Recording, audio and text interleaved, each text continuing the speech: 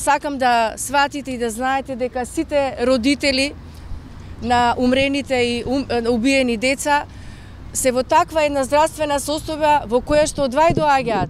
Нон-стоп се под лекарства, нон-стоп се под седативи, што значи дека и нивната здравствена состојба е нарушена до висок степен. Меѓутоа, сепак тие доаѓаат. Јас би сакала на сите учесници кои што се во постапката да препорачам најсериозно однесување, затоа што станува збор за стварно сериозен предмет. 6 години, можете да замислите, во неизвестно се наоѓаат фамилиите. 6 години секогаш размислуваат зошто е тоа направено, кој го направи.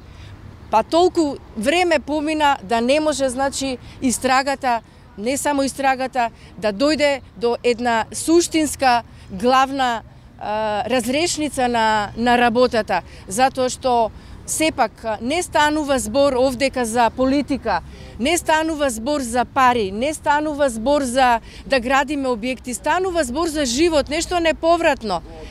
Потоа, животите, исто така, здравјето на сите овие семејства е разнишано и уште повеќе се разнишува.